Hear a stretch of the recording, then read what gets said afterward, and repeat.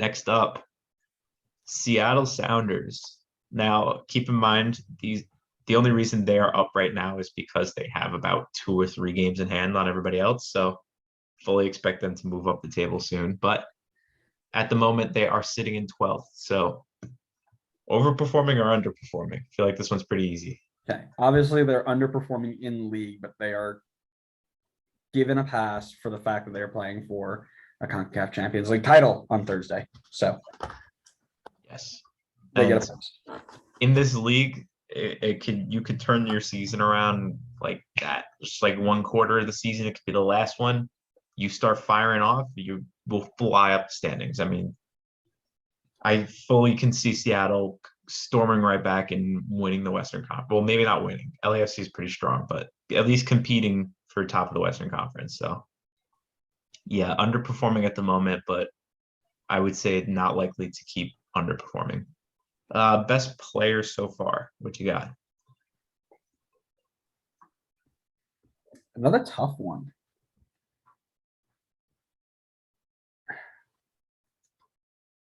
Give me João Paulo. I think João Paulo's been running. So I'm going mainly off of performances in CCL.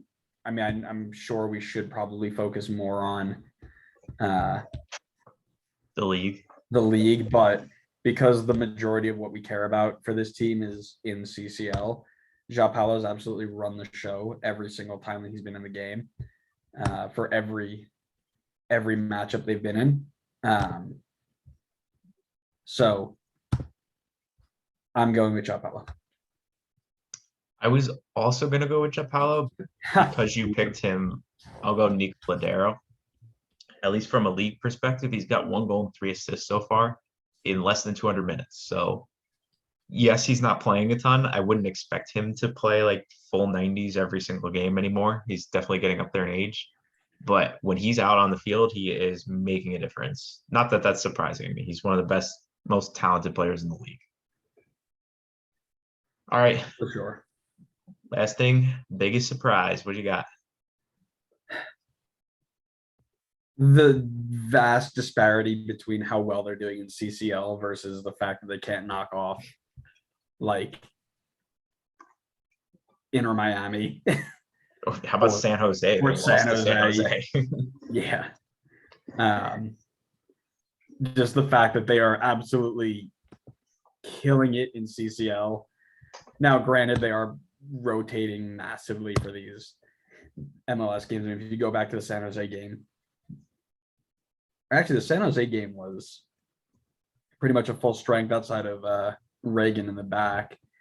But I think it was the Inter Miami game where they rotated basically every single player after the NYCFC game. Yeah, they had Arriaga start, and that's literally it. Everybody else was a sub. So I give him a little bit of a break, but. So I'm going to go with a player on this one again. Obed Vargas this year.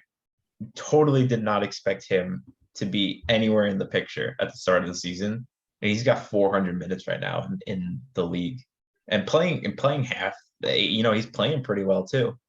So it's I honestly, if I had to pick a youngster that I thought would break through in this team this season, I would have said Reed Baker Whiting. However, he's only played 90 minutes so far this season versus Vargas getting 400. So totally did not expect to see that this season.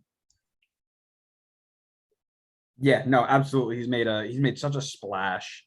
And I know people were talking about him, but I still can't believe he's 16 years old. Yeah, that's wild. Yeah. 16. He was born in 2006 then. Stop. Oh, actually, he was born in 2005. His birthday's in 6 days, so happy birthday, Obed Vargas. Because we know he's listening to the podcast. Of course he is. Yes. All right, next up.